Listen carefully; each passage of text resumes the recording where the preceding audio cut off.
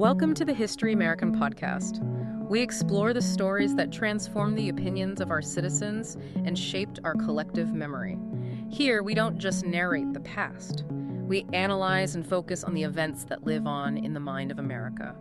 A journey to the heart of the facts that defined us. Thank you. It's truly a privilege to be here today to unpack a narrative that, fundamentally disrupts our understanding of the modern world. Yeah, imagine for a moment that you are an air traffic controller.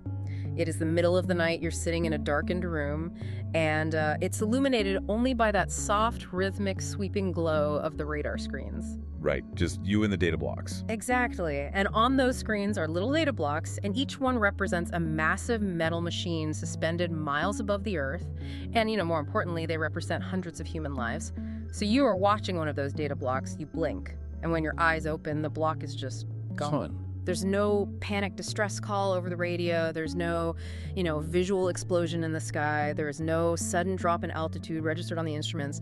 The aircraft simply ceases to exist on your screen. Which is a scenario that, it goes against every single protocol and expectation built into modern aviation.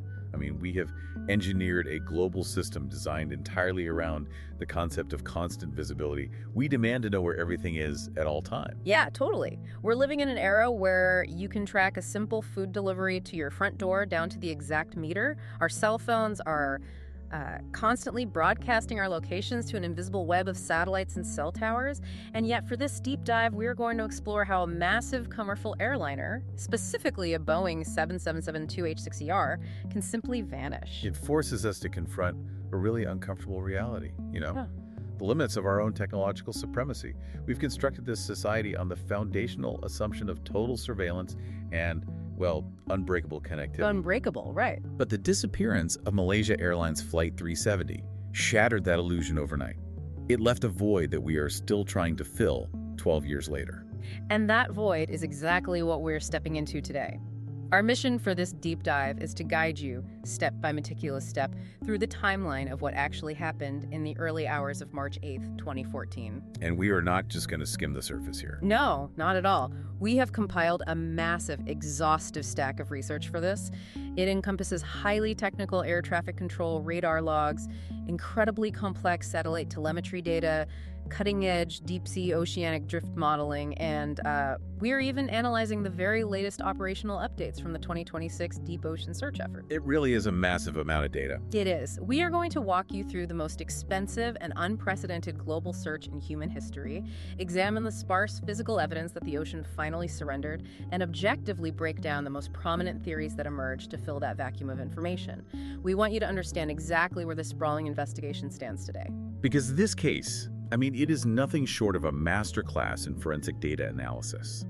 It highlights the breathtaking capabilities of human ingenuity when pushed to the absolute brink, but it simultaneously exposes the glaring, terrifying limits of our global tracking infrastructure. Yeah, terrifying is the right word. It really is.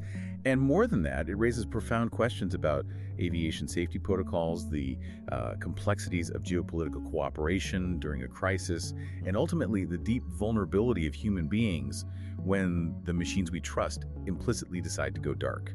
But, before we get to the satellites and before we discuss the robotic submarines and the forensic biology of ocean barnacles, we really need to ground this mystery in the profound human reality of that night. Absolutely. Because it is so easy to get lost in the data and forget that this began as just a standard, entirely routine commercial flight.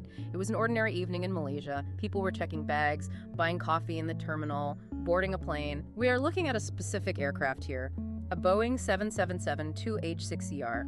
bearing the registration number 9M-MRO. And it is absolutely crucial to understand the pedigree and the physical reality of that specific aircraft to truly appreciate the magnitude of this mystery. The Boeing 777-2H6ER is not some fragile experimental flyer. It is considered an absolute engineering marvel. Felt like a tank, basically. Exactly. The data from our compiled document shows that this particular airframe was delivered brand new to Malaysia Airlines in May of 2002. By the time of that night in 2014, it had accumulated over 53,400 flight hours. Wow, that's a lot of hours. It is. And the Boeing 777 class is widely recognized as one of the safest commercial aircraft designs in the entire history of human aviation. It is built upon a philosophy of massive, overlapping redundancy. So if one thing breaks, another thing catches it. Precisely. If one computer fails, another seamlessly takes over. If a hydraulic line is compromised, there are backup systems ready to deploy. It is simply not an aircraft that falls out of the sky without leaving a massive digital and physical footprint. Right, it's built to communicate constantly. So the aircraft pushed back from the gate and took off from Kuala Lumpur International Airport at exactly 00.42 Malaysian Standard Time. It was heading northeast, destined for Beijing Capital International Airport. A completely standard route. Yeah, it was scheduled to be a direct flight lasting roughly 5.5 hours, a classic red-eye flight where most passengers would eat a quick meal, lower the window shades, and try to get some sleep before landing in China the next morning. And the environmental and operational conditions were entirely unremarkable. Our research shows there were no massive storm fronts, no unusual atmospheric disturbances. They received standard clearance from the tower. So no weather excuses? None. Furthermore, the aircraft was heavily fueled. It was carrying 49,100 kilograms of aviation fuel. That was more than enough to comfortably reach Beijing Capital International Airport, and it included the mandatory contingency reserves required to loiter in the air or, divert to a completely different alternate airport if they encountered an emergency upon arrival. Plenty of gas in the tank. And as we look at our research, we have to talk about the people who walked down that jet bridge and took their seats. 239 souls in total. That breaks down to 227 passengers, representing 14 different nationalities, alongside 12 dedicated crew members. The human element is so important to remember. It really is. When you actually read through the passenger manifest, it stops you in your tracks. It is this beautiful, tragic cross-section of global humanity. For instance, there was a large group of 19 Chinese calligraphers, artists, who were returning home from an expansive cultural exhibition in Kuala Lumpur. You also had a highly specialized corporate group. There were 20 employees from the American technology company Freescale Semiconductor.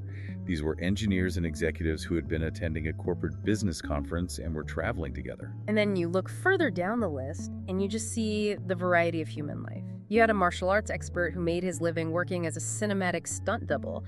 There were newlyweds who were finally taking a delayed honeymoon. Just everyday people. Yeah, seasoned business travelers, large families going on vacation, and, the youngest passenger on board that night was a 23-month-old baby. These were real people, settling into their seats, fully expecting to land at Beijing Capital International Airport a few hours later. And entrusted with the lives of those 227 passengers were the pilots.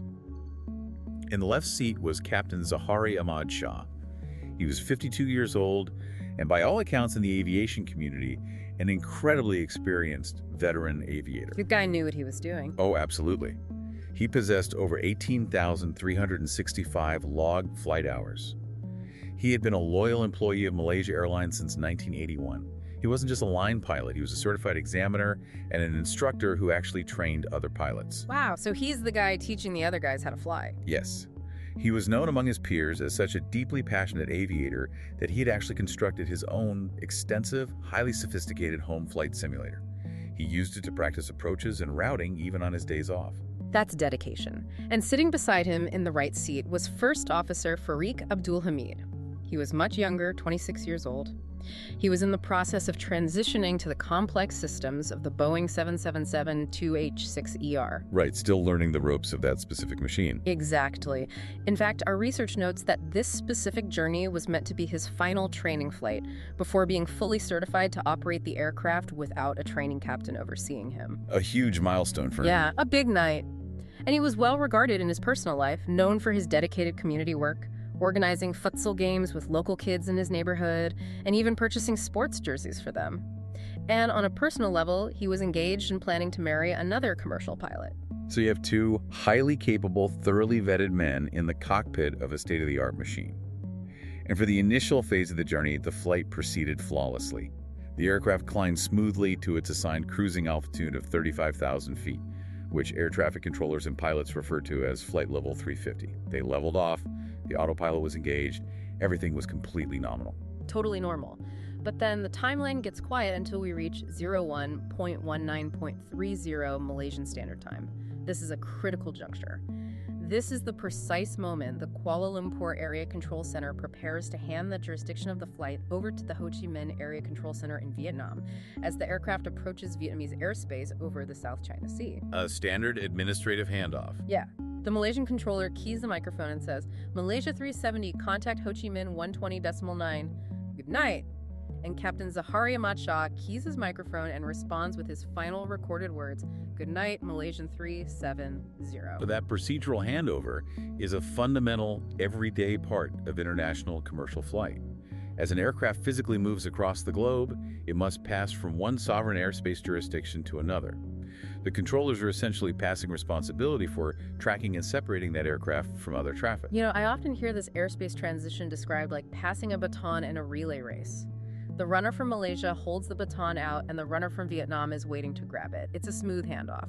That's a great way to picture it. But what happens here doesn't fit that analogy at all. It's more like the Malaysian runner holds the baton out, but before the Vietnamese runner can grasp it, the Malaysian runner simply steps off the track into the shadows between the stadium lights and just never appears in the next lane. That is a highly evocative and frankly accurate way to conceptualize the structural vulnerability of the system. What you are describing is a known phenomenon in aviation circles referred to as the black spot. The black spot. Yes. It is that brief, inherent period of radio silence and jurisdictional ambiguity during a handover. The previous controller has officially signed off and cleared the sequency, assuming the plane is moving on. The new controller is waiting, but the aircraft has not yet checked in on the new radio frequency to establish contact. So they're just floating between zones? Exactly. Usually this black spot lasts a matter of seconds, perhaps a minute at most. But the chilling reality of this case is that Malaysia Airlines Flight 370 never checked in with Vietnam Air Traffic Control. And this is where the timeline of events becomes deeply unsettling, because it's not just a missed radio call. The Ho Chi Minh Area Control Center is waiting. A minute passes. Then 2 minutes. The little data block from Malaysia Airlines Flight 370 does not populate on their radar screens. They try calling out on the designated radio frequency. Total silence. Now, the failure to make verbal radio contact is concerning, certainly. But pilots can get distracted or dial in the wrong frequency. What elevates this to an unprecedented crisis is what happens to the electronic systems. At 01.21 Malaysian Standard Time, the aircraft's transponder was abruptly disabled. Okay, let's make sure we clearly define that, because the transponder is the linchpin of civilian tracking. The transponder is the physical device on the aircraft that constantly squawks or broadcasts the plane's unique identity code, its calculated ground speed, and its exact barometric altitude down to civilian air traffic control's secondary radar dishes. Right. It's the device that translates a flying piece of metal into that readable data block on the controller's screen. Precisely. Without an active transponder, civilian air traffic control radar is functionally blinded to the specifics of the flight. They can only see what we call a primary radar return. Which is pretty basic, right? Extremely primitive. Primary radar is essentially just an electromagnetic pulse bouncing off the raw aluminum and composite skin of the aircraft. It shows that a physical object is present in the sky, but it provides zero identifying information, no flight number, and crucially, no altitude data. Just a dot. Just a dot. But here is the most critical and confounding piece of the puzzle. Just minutes prior to the transponder going dark, at roughly 01.07 Malaysian Standard Time, another incredibly sophisticated, entirely separate communication system had also ceased functioning. This was the Aircraft Communications Addressing and Reporting System. The Aircraft Communications Addressing and Reporting System, I've seen this described almost like a continuous corporate text messaging and diagnostic data transmission system for airplanes. That is a very apt description. It is an automated digital data link. It routinely sends bursts of highly technical data regarding the aircraft's internal health, its engine performance metrics, its fuel flow, and any potential maintenance issues. So it's constantly tattling to the ground about how the plane is feeling. Exactly. It sends this data via satellite or VHF radio directly back to the airline's dispatch center on the ground and simultaneously to the manufacturer, the Boeing company. And the key detail here is that the Aircraft Communications Addressing and Reporting System operates on an entirely independent power and communication architecture from the transponder and the voice radios. So wait, I have to push back here, or at least try to reason through this. If I have two completely separate systems on separate power architecture, couldn't a massive catastrophic event like a massive electrical fire in the avionics bay or a sudden explosive decompression, Couldn't that sever the wires for both systems simultaneously? It is a logical hypothesis, and was absolutely one of the very first avenues investigators explored. However, the forensic experts analyzing the sequence of events point out a critical flaw in that theory. It's the flaw. If a catastrophic electrical fire or structural failure was massive enough to instantaneously and completely sever both the transponder and the aircraft communications addressing and reporting system, it would almost certainly compromise the structural integrity of the entire aircraft or completely disable the flight controls. Oh, so the plane would just fall out of the sky right there. Yes, causing an immediate, uncontrollable plunge into the ocean. But the aircraft did not crash at that location. Furthermore, the two systems did not fail at the exact same microsecond. They were disabled minutes apart. Minutes apart. That is highly suspicious. It is. The extreme statistical improbability of two independent, heavily redundant communication systems failing catastrophically minutes apart from each other, perfectly timed to coincide exactly with the vulnerable black spot of an air traffic control handover all, without the pilots issuing a single panicked Mayday distress call over the radio. It's just too perfect. It is staggering. The engineering consensus found in our research suggests that you do not lose all these systems sequentially due to a simple cascade of mechanical glitches. It strongly points away from an accident and points toward deliberate, knowledgeable human intervention to systematically sever the aircraft's electronic connection to the ground. So someone or something effectively reached out and pulled the digital plug. And suddenly, civilian air traffic control has essentially lost a 300-ton aircraft. It's become a ghost in the night sky. A complete ghost. And this kicks off a frantic, incredibly tense period of confusion on the ground. The Kuala Lumpur Area Control Center and the Ho Chi Minh Area Control Center are calling each other on landlines, trying to figure out if the other side can see the Boeing 777-2H6ER. Panic starts to set in. Yeah, but while the civilian screams remained terrifyingly empty, investigators later realized they couldn't rely on the standard tools anymore. They had to pivot to unconventional, highly classified, and experimental methods to trace where the aircraft went next. This transition is where the investigation leaves the realm of standard commercial aviation tracking and enters the dark waters of military surveillance and forensic physics. Because the civilian transponders were dead, the investigators had to turn to the military authorities who monitor primary radar for national defense purposes. Right. Because military radar doesn't politely ask an airplane for its identification code.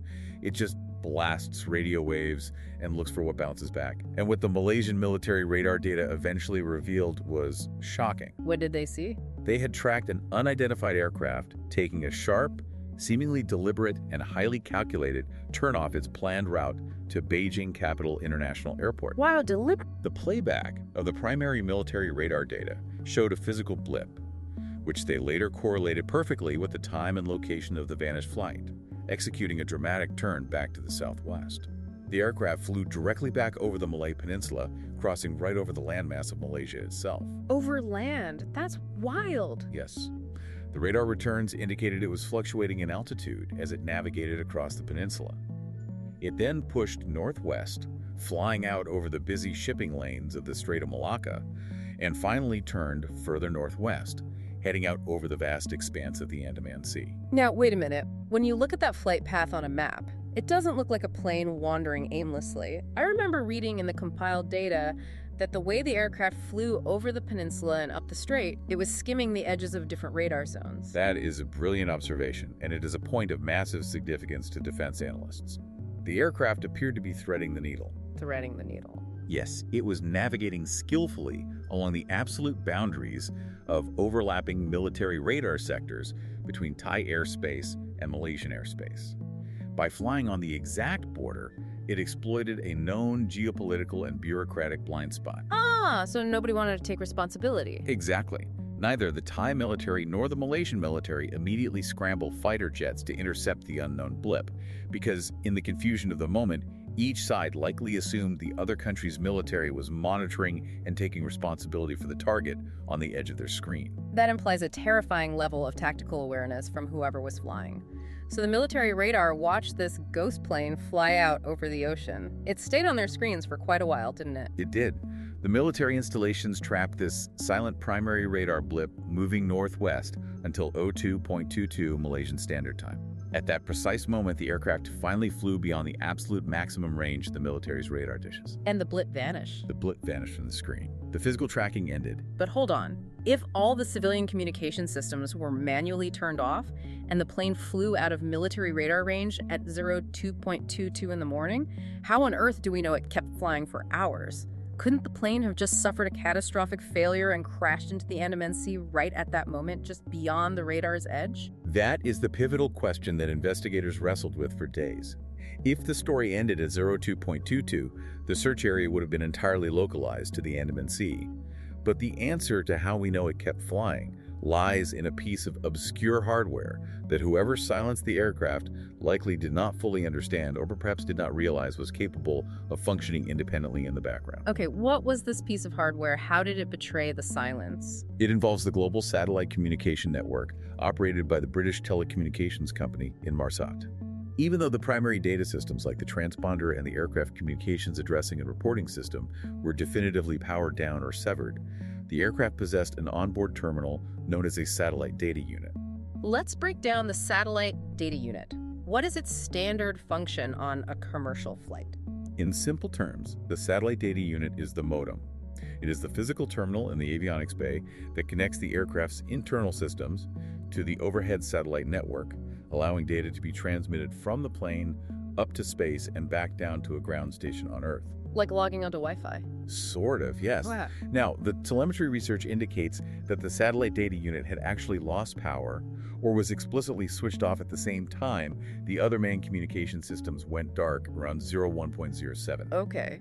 However, for reasons that remain entirely unknown and fiercely debated to this day, at exactly 02.25 Malaysian Standard Time, which is just 3 minutes after the plane slipped off the edge of military radar coverage, the satellite data unit rebooted. Wait, it turned itself back on 3 minutes after escaping radar. Yes, it powered back up. Okay. And like any modem that has just been turned on, it executed a programmed startup sequence.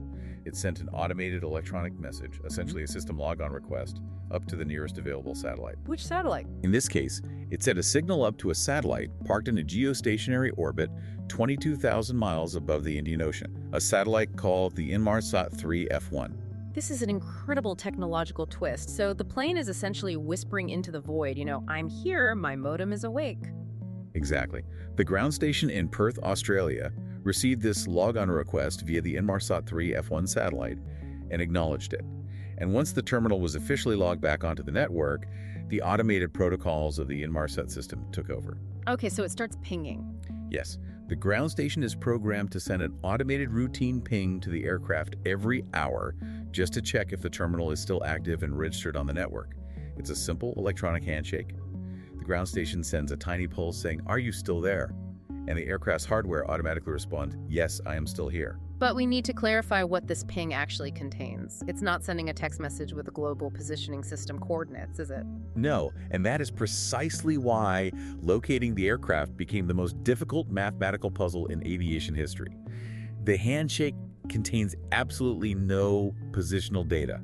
It was not transmitting latitude, it was not transmitting longitude, there was no ground speed and no heading. So what was it? It was nothing more than an electronic pulse confirming that the hardware had power. If it's just a pulse, how did investigators use those pings to map a flight path across the globe?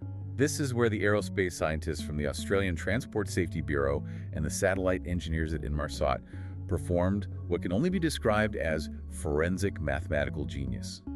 They realized they could interrogate the metadata of the radio signal itself. The metadata? Yes. They isolated 2 microscopic values buried within those ping signals. The first value they analyzed was the burst timing offset. Burst timing offset? Let's unpack that. That sounds like they are measuring the delay of the signal. Precisely. Burst timing offset measures the exact fraction of a microsecond it took for the ping signal to travel from the ground station up 22,000 miles to the Inmarsat 3 F1 satellite, down to the flying aircraft, and then back up to the satellite and down to the ground station. Like a stopwatch? Exactly.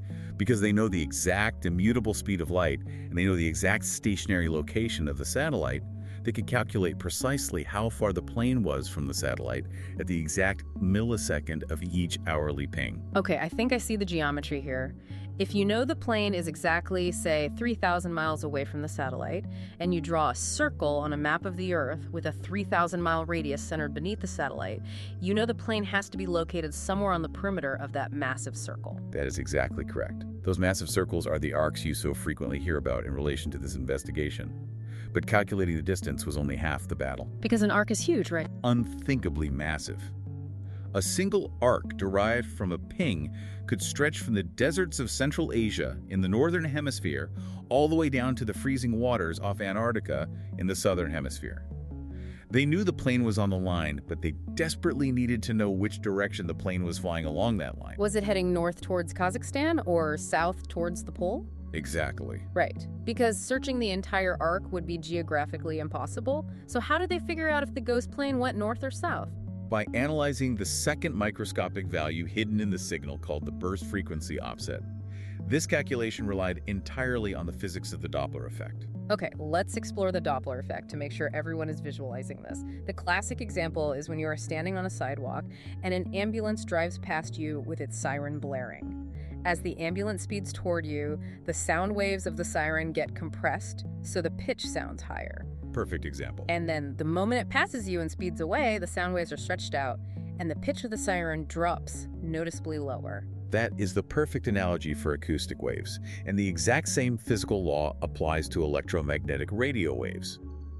The engineers at Inmarsat understood that as the aircraft flew, its relative motion toward or away from the stationary Inmarsat 3F1 satellite would microscopically compress or stretch the frequency of the radio signal it was transmitting. Oh, they measured the stretch. Yes.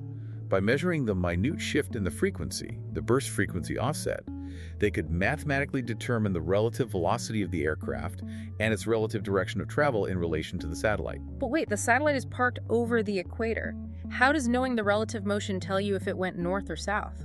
Wouldn't a plane flying north at 500 miles an hour create the exact same Doppler shift as a plane flying south at 500 miles an hour, since both are moving away from the equator at the same speed? You have just hit upon the exact hurdle the engineers faced. You are describing a symmetrical ambiguity. Symmetrical ambiguity, okay. However, the Inmarsat 3F1 satellite was an older generation piece of hardware. It wasn't perfectly stationary.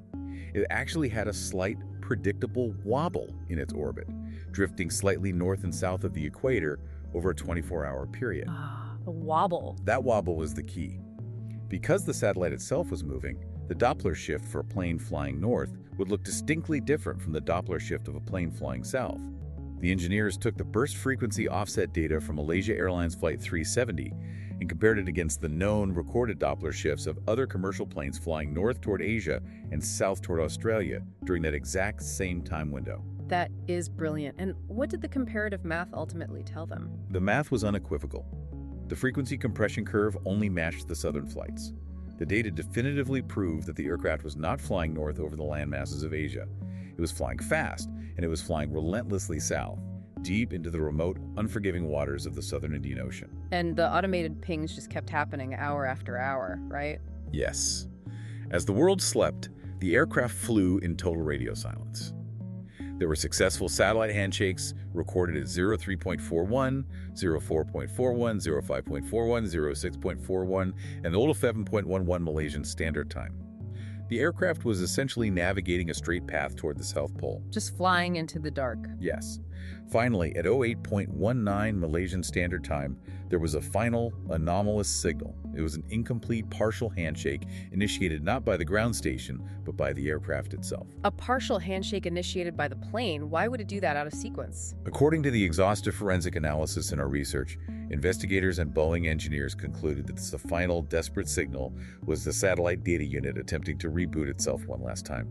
By calculating the burn rate of 49,100 kilograms of fuel loaded in Kuala Lumpur, they realized that right around 08.19, the aircraft's massive main engines would have literally starved of fuel and flamed out. Flamed out. Yes. As the main engines died, the massive electrical generators attached to them stopped spinning. So the plane loses all its primary power. Yes.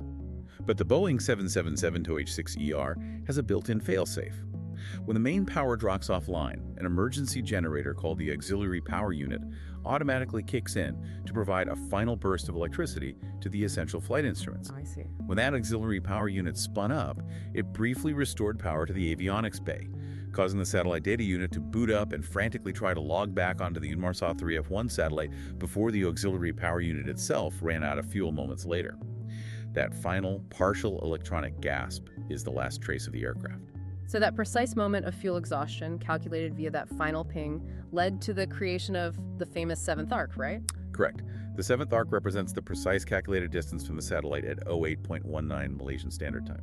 The seventh arc is the geographical line plotted in the deep southern Indian Ocean, where the math dictates that Malaysia Airlines Flight 370 exhausted its fuel, lost the ability to maintain lift, and met its end in the water. It is absolutely chilling to try and visualize that scenario. To think about that massive metal tube flying for over 7 hours in the dark, totally silent to the outside world, with 239 people on board, until the fuel tank simply ran dry over the middle of nowhere.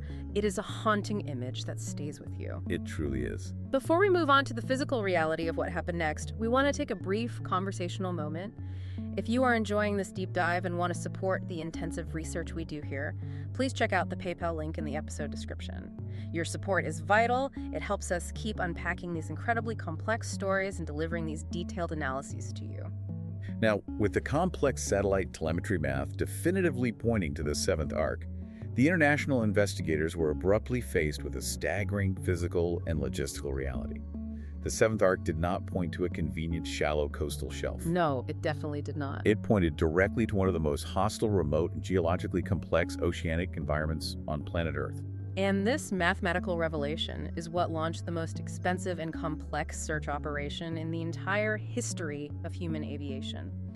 We are looking at an operation that ultimately cost in excess of $155 million. The scale of the pivot is hard to overstate. Initially, in the chaotic first days following the disappearance, a massive international armada was searching the shallow waters of the South China Sea and the Gulf of Thailand, because that was where the civilian radar contact was lost. Right. But once the Inmarsat satellite data was decoded and confirmed, that entire global search operation had to pack up and physically relocate thousands of miles away to the deep ocean off the west coast of Australia. The logistics of coordinating that are just mind-boggling. Right. Our documents show that at various points, 26 different sovereign countries were contributing ships, aircraft, and personnel to the search. It was a massive international effort. But eventually, the logistical command was consolidated.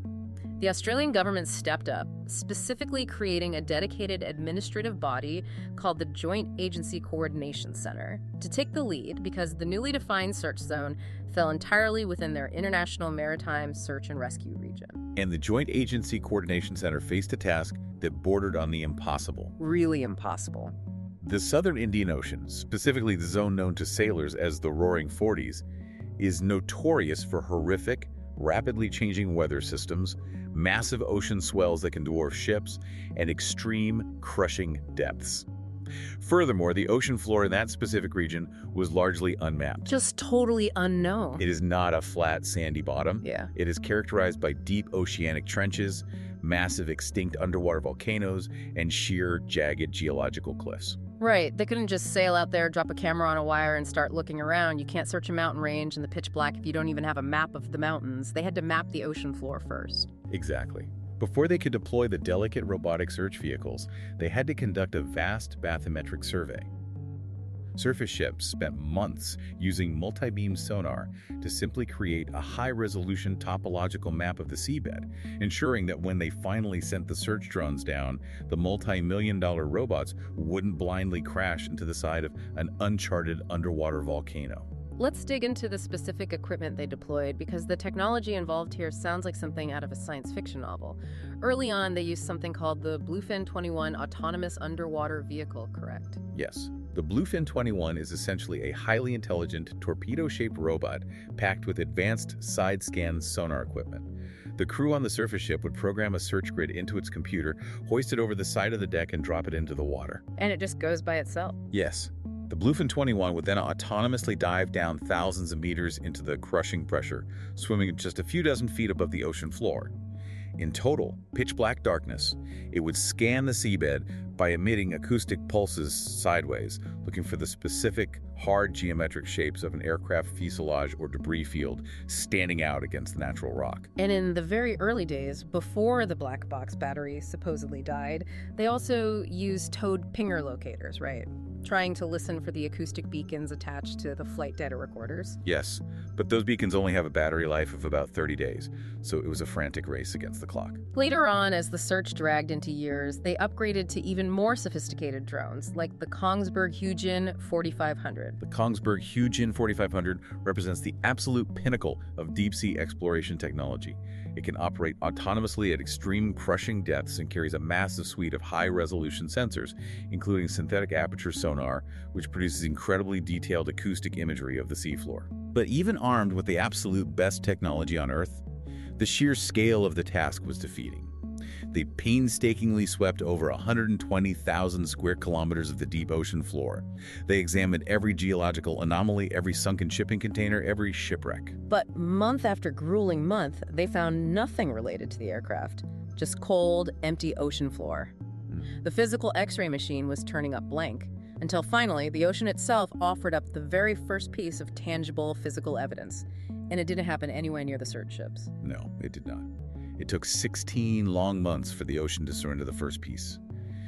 In July 2015, on the rocky shores of Reunion Island, which is a small French territory located in the western Indian Ocean, thousands of miles away from the primary search zone along the 7th Arc, a local beach cleanup crew stumbled upon a massive, barnacle-encrusted piece of metal washed up on the sand. I remember the global news breaking when those pictures surfaced. It looked unmistakably like a piece of an airplane wing. It was indeed.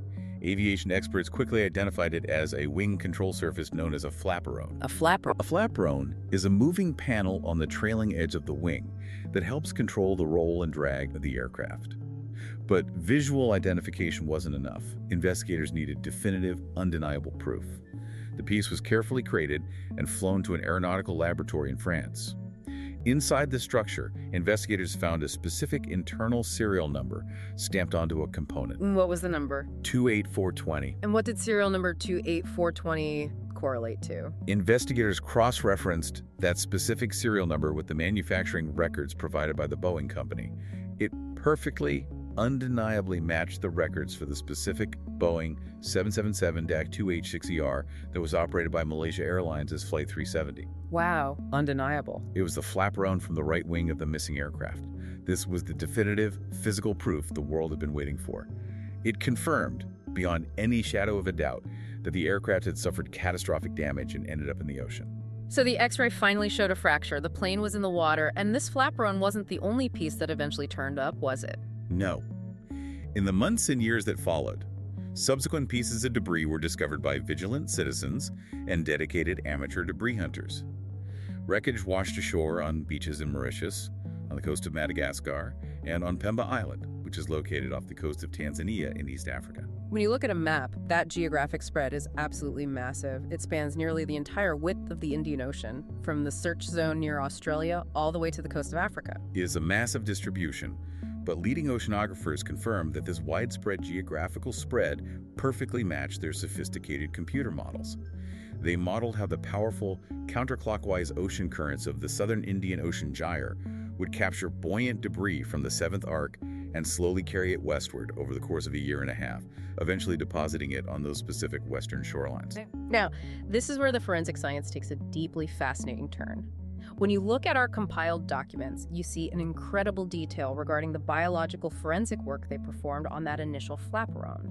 Because when they found it, it wasn't just a clean piece of Boeing metal, it was heavily encrusted with marine life. Yes, the flaperon was heavily colonized by a specific species of oceanic barnacles known as Lepus anatifera. Right, and scientists realized they could use these creatures as biological data loggers. Because as barnacles grow, their shells build up in microscopic layers, somewhat similar to how a tree grows rings. That's a good comparison. And the chemical composition of each microscopic layer permanently records the temperature of the seawater the barnacle was living in at the exact time that specific layer was formed. So theoretically, marine biologists could reverse engineer and track the flaperon's long drift path across the Indian Ocean by reading the temperature history locked inside the barnacles. It is an incredibly brilliant application of forensic biology. But when they conducted the isotopic chemical testing on the older, foundational layers of the barnacle shells, the analysis yielded a strange scientific anomaly that sent ripples through the investigation. An anomaly. The chemical signatures showed that some of the oldest barnacles attached to the flaperon began growing in water that was 18 degrees Celsius. Which, on the surface might not sound weird until you compare it to the actual ocean temperature charts. Exactly. 18 degrees Celsius is significantly colder than the warm tropical waters surrounding Madagascar and Reunion Island, where the debris ultimately washed ashore. However, that specific 18-degree temperature aligns perfectly with the much colder, deeper waters far to the south, closer to the coast of Western Australia, which is precisely the latitudinal zone where the Inmarsat satellite math placed the seventh arc. So on one hand, the biology strongly corroborates the satellite data. The barnacles prove the piece originated in the cold waters of the south and drifted to the warm islands in the west. Most mainstream scientists agree that is the most logical and scientifically sound conclusion. However, the nuance of this biological quirk, combined with the delayed, opaque, and frequently contradictory early responses from the Malaysian government, and the sheer agonizing lack of the main fuselage of the black boxes, created a massive void of definitive information. And as the saying goes, nature abhors a vacuum. When authorities cannot provide definitive physical answers, the human mind refuses to accept the ambiguity. The vacuum of information is instantly filled with speculation. It is absolutely vital at this stage of our deep dive to issue an explicit impartiality reminder to you, our listener. Yes, definitely. As we pivot to examine the various theories that emerge to explain this mystery, we are doing so objectively. We are presenting the arguments, the supposed evidence, and the logic exactly as they appear in the source material. We are fundamentally not endorsing any particular political, governmental, or conspiratorial viewpoint. Our goal is simply to convey the diverse, sometimes controversial ideas that took root in the public consciousness to explain the inexplicable. Absolutely. We are laying out the puzzle pieces exactly as they were presented by various factions.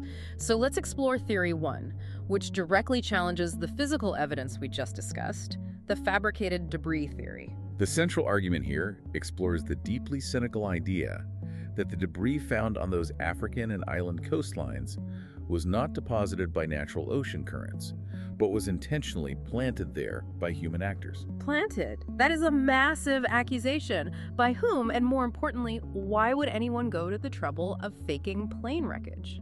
Proponents of this theory argue that a powerful state actor, a government, or a highly resourced organization wanted to permanently validate the southern Indian Ocean crash scenario. The motive, they argue, would be to definitively divert the world's attention and resources away from the true hidden fate or location of the aircraft. And the barnacles. To support this, they point directly to the barnacle temperature anomalies we just discussed. They argue that perhaps the debris was artificially kept in a cold water tank to cultivate the 18-degree barnacles before being physically transported and deposited on the beaches of Reunion Island. That feels like an incredible logistical leap, requiring a massive conspiracy to keep silent. But they base this on more than just the temperature, right? They also point to the visual condition of the marine growth. Yes. The compiled research notes that independent observers and some marine experts claimed the specific pattern of barnacle colonization was suspicious. They noted a lack of barnacles on certain sides of the flaperon, which suggested to them that the piece wasn't fully naturally submerged as it drifted for 16 months, which they argue contradicts standard oceanographic buoyancy models for a waterlogged piece of composite wing. Okay, I see. Furthermore, they highlight a statistical improbability.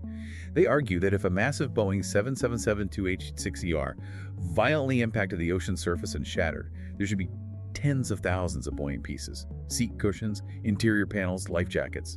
They find it highly suspicious that despite the massive Indian Ocean gyre, only a few dozen confirmed pieces ever turned up.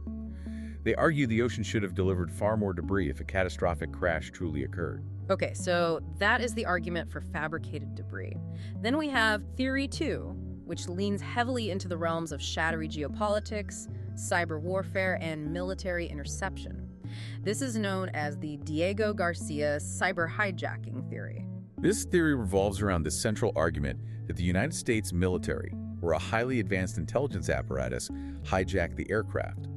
Not with men bursting into the cockpit with weapons, but by taking control of the flight systems remotely. Remote cyber hijacking of a commercial airliner. Is the technology for that even real, or is that purely Hollywood fiction?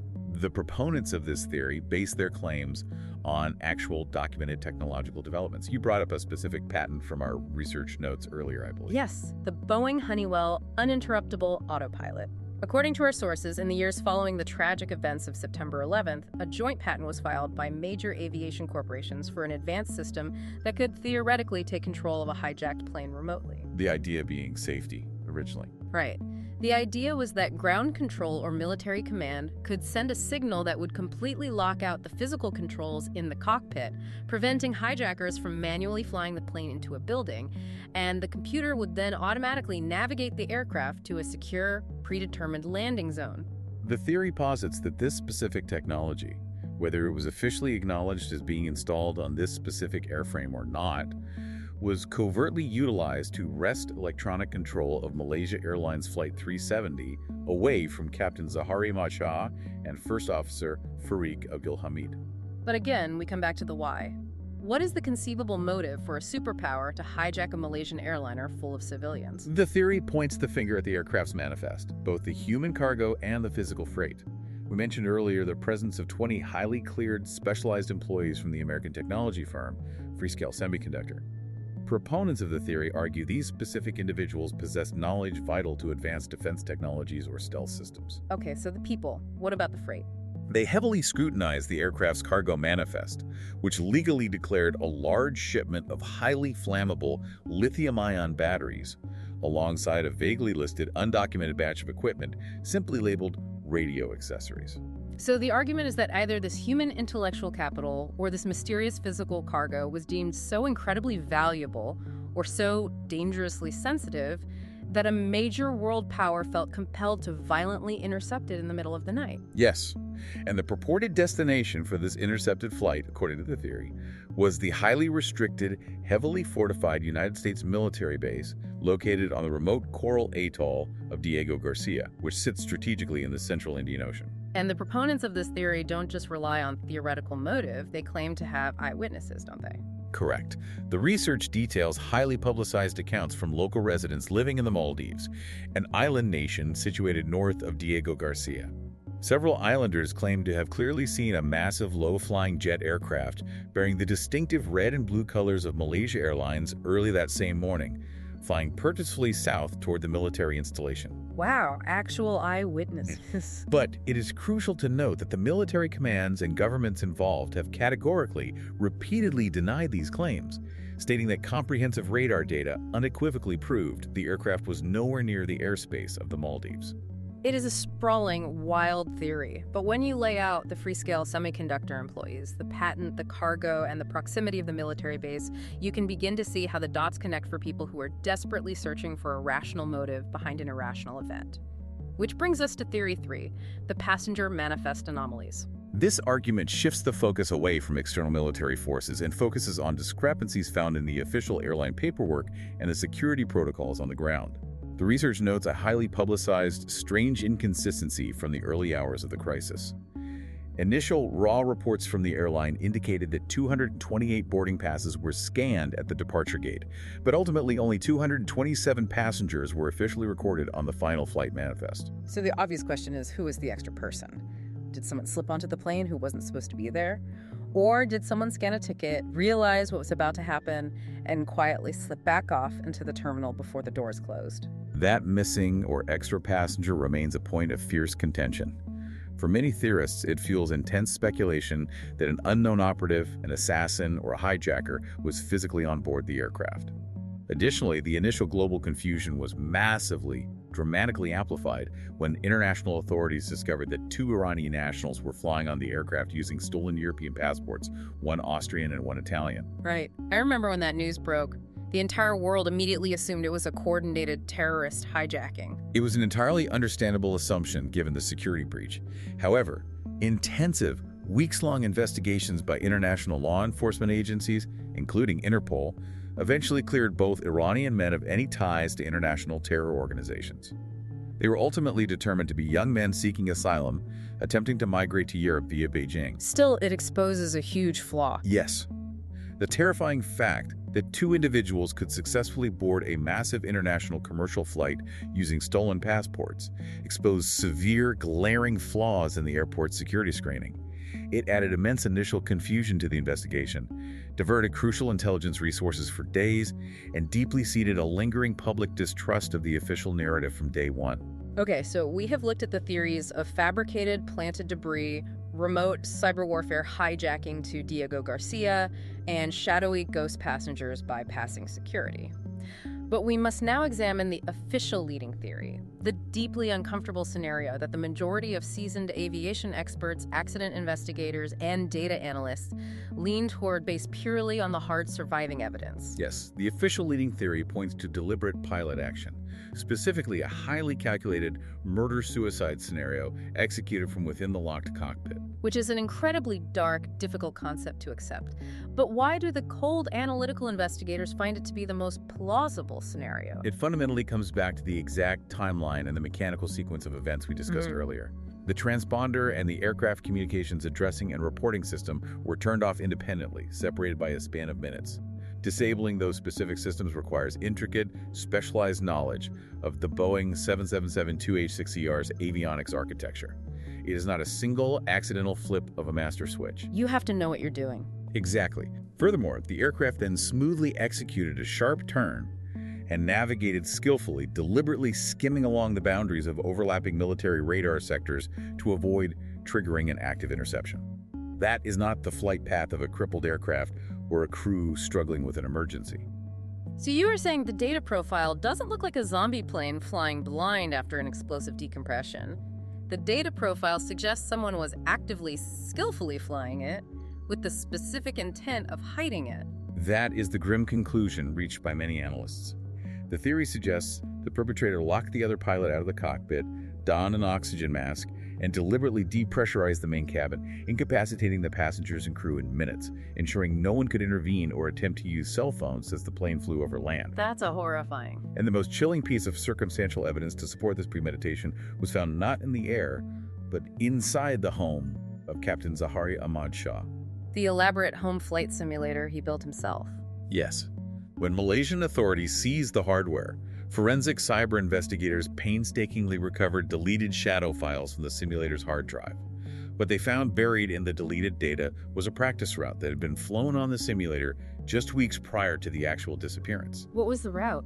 That digital simulated route showed an aircraft taking off from Kuala Lumpur International Airport, flying northwest up the Strait of Malacca, and then executing a sweeping turn to the south, plunging deep into the remote southern Indian Ocean, flying until it reached complete fuel exhaustion. Wow. A digital practice run for the exact, specific seventh arc scenario that played out in reality. It is crucial to state that this deleted file is not definitive, irrefutable proof of guilt. Captain Zaharia Ahmad Shah's family, his friends, and many of his aviation colleagues staunchly defend his character, pointing out his unblemished record and lack of known psychological distress. I have to be fair to him, yes. However, for many seasoned investigators, that specific data point on the hard drive, combined with the deliberate sequential system shutdowns and the tactically evasive flight path, strongly points toward intentional human action as the ultimate cause of the tragedy. It is a devastating theory to contemplate. And because there is no intact fuselage lying on the ocean floor, and crucially because the cockpit voice recorder and flight data recorder, the black boxes, have never been found, all of these theories continue to thrive. That won't go away. No, because when there is no final resting place, the human mind absolutely refuses to close the book. Which brings us, remarkably, to the present day. Because this story did not end with the official suspension of the massive government search years ago, we have to transition our timeline to 2026 because the physical, multi-million-dollar search for answers has been dramatically, unexpectedly reignited. This is a crucial, incredibly hopeful development in the timeline. For years, the deep ocean floor was quiet. The government simply could not justify the ongoing expense. But the technology of deep-sea exploration did not stand still. The robotics kept advancing. Our sources confirm that a company called Ocean Infinity has returned to the scene. This is a highly specialized, Texas-based marine exploration company. Now, they had previously attempted a private search back in 2018 that came up empty, but now, in late 2025 and moving into early 2026, they have officially resumed the hunt in the freezing waters of the southern Indian Ocean. What makes this modern 2026 operation so remarkable is not just the advanced technology, but the nature of the financial contract they successfully secured with the Malaysian government. It is structured as a unique no-find, no-fee agreement. Let's emphasize that. A $70 million no-fine, no-fee deal. That means Ocean Infinity is absorbing all the upfront operational costs and all the financial risks. They have to pay for the ships, the crew, the fuel, the robots. If they spend months mapping the ocean floor and find nothing, they do not get a single dime from the government. It is a massive financial gamble, and it demonstrates immense, calculated confidence in their upgraded technology and, more importantly, in their newly revised oceanographic data models. They aren't just searching the same spot. No, they are not simply researching the entire massive 120,000 square kilometer area from a decade ago. Based on refined drift analysis and new interpretations of the satellite pings, they are targeting a highly refined, extremely specific 15,000 square kilometer area along the 7th arc, utilized the most advanced fleet of autonomous underwater vehicles ever deployed simultaneously. What is the current real-time status of this search right now as we look at the data in 2026? The latest operational research indicates that despite the technological leaps, the natural sea state remains the ultimate undefeated adversary. Severe weather and massive cyclonic swells have hampered the early 2026 phases of the operation, forcing the surface vessels to frequently pause and wait for the brutal conditions of the southern hemisphere to slightly improve. You can't fight the ocean. Exactly. However, Ocean Infinity's leadership is reportedly absolutely committed to sweeping every inch of this refined seabed zone. The technological capability to find the aircraft is unequivocally there. It is simply a matter of battling the immense power of the ocean to deploy it effectively. And we absolutely cannot talk about this renewed multi-million-dollar search without talking about the human beings who forced it to happen, the unrelenting voice of the families. Yes. The organized advocacy group known as Voice 370 has been nothing short of relentless. They represent the families of the 239 passengers and crew members. For 12 agonizing years, through government indifference, shifting political winds, and fading media attention, they have vehemently refused to let the world simply forget. Our documents highlight their unwavering, passionate demands for the Malaysian government to extend these search contracts, to keep partnering with private firms like Ocean Infinity, to never, ever give up until the metal is found. And reviewing their statements makes you deeply reflect on the sheer agony of what clinical psychologists refer to as ambiguous loss. Ambiguous loss is a highly specific, uniquely devastating kind of grief. When someone tragically passes away in a normal context, there's a physical body, there is a funeral, there is a clear, definitive endpoint to the person's physical existence. It allows the mourning process to begin. You get closure. But when a loved one simply vanishes into thin air without a trace, the human mind is suspended indefinitely in a state of unresolvable tension. The brain cannot process the finality. Are they somehow miraculously alive? Did they suffer in the final moments? Did they know what was happening? Or did they pass instantly in their sleep? For the mothers, fathers, spouses, and children associated with Voice 370, this renewed 2026 search isn't just an exercise in improving aviation safety protocols or solving a geopolitical puzzle. It's about securing basic, fundamental human closure. It's about knowing, definitively, the final resting place of the people they love. If we attempt to connect all of this to the bigger picture, synthesizing everything we have exhaustively discussed today, the scope of this deep dive is truly staggering to comprehend. We started with a completely routine, everyday airspace handover in 2014. A simple, relaxed, "Good night, Malaysian 370." And from that mundane moment, we plunged headfirst into a labyrinthine web of satellite micromath, the physics of the Doppler effect, complex oceanic drift modeling based on the chemical rings of barnacle shells, wild geopolitical theories involving stealth cargo and Diego Garcia, and now we arrive at cutting-edge, autonomous robotics sweeping the freezing, pitch-black ocean floor in 2026. It forces every single one of us to question the foundational assumptions of our modern era. We inherently believe we have mapped everything, that we see everything, that our digital systems record everything.